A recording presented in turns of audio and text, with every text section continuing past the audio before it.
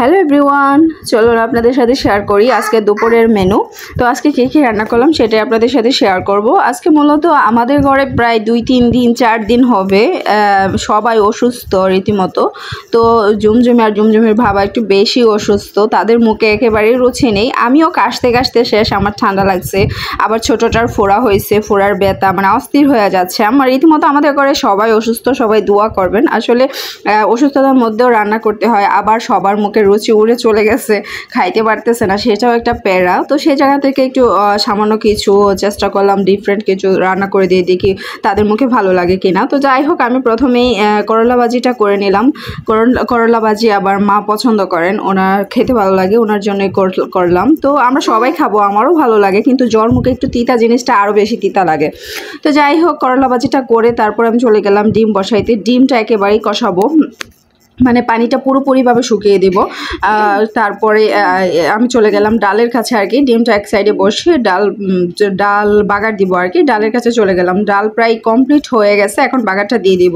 অন্যদিক দিয়ে আমি তেলাপিয়া মাছগুলোকে ম্যারিনেট করে রাখছি, ভালো করে ধুয়ে হলুদ মরিচ লবণ দিয়ে ভালোভাবে ম্যারিনেট করে রাখলাম এক সাইডে। তো যাই হোক, আমি এগুলা এক সাইডে রেখে তারপর চলে গেলাম ডিমের কাছে। আবার ডিমটা নাড়িয়ে ছাড়িয়ে নিচ্ছি, লেগে যাচ্ছে, আর একটু শুকাবে আর কি। তো প্রায় কমপ্লিট, ডিম পুরোপুরিভাবে পানিটা শুকিয়ে গেছে। আমি আপনাদের সাথে জাস্ট হালকা হালকা করে শেয়ার করে নিচ্ছি। এদিক দিয়ে আমি ডালটাও বাগার দিয়ে দিলাম, এই যে দেখতে পারতেছেন। ডাল বাগার দেওয়ার পর আমি আর জাল দিই না, একেবারে ডাকনা দিয়ে ঢেকে দিই, খুব সুন্দর একটা ফ্লেভার আসে ডাল থেকে। তো আমার ডাল, ডিম, করলা ভাজি সবই কমপ্লিট। আমি এখন অন্য দিক দিয়ে মাছটাকে ভেজে নিচ্ছি। নর্মালি তেলাপিয়া মাছে মাথা আর লেজ একটু বেশিই থাকে, কারণ মাছটাকে তেমন বেশি পিস করা হয় না আর কি, 2টা বা 3টা পিসই করা হয় মোটামুটি আর কি। তো যাই হোক, আমি মাথাগুলো আগে ভেজে নিচ্ছি, তারপর লেজ আর পিসগুলো একে একে করে ভেজে নেব, সবগুলাকে আলাদা করে তারপর মশলা দিয়ে একেবারে বসিয়ে দিব। আসলে হালকা হালকা করে শেয়ার করতেছি, সময়ও কম, জাস্ট অল্পের মধ্যে আপনাদের সাথে শেয়ার করে নিচ্ছি আর কি। তো আমার তেলাপিয়া মাছগুলোও হয়ে গেছে প্রায় কাছাকাছি, পানিটা শুকাবে। ভুনা করলাম আজকে, সবগুলো খাবারই ভুনা হবে, কারণ মুখের স্বাদ একেবারে উড়ে চলে গেছে, রুচি নেই, খেতে যেন ভালো লাগে। সেই জায়গা থেকে আমি একটু ভালোভাবেই রান্না করার চেষ্টা করলাম আর কি।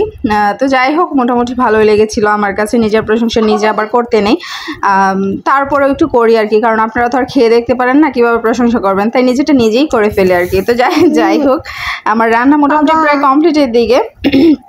এই দিক দিয়ে আমি ভাতও বসিয়ে দিলাম, ভাত মোটামুটি প্রায় কাছাকাছি হয়ে গেছে, ঢাকনা দিয়ে রেখে দিয়েছি, পড়তে একটু দেরি হবে আর কি।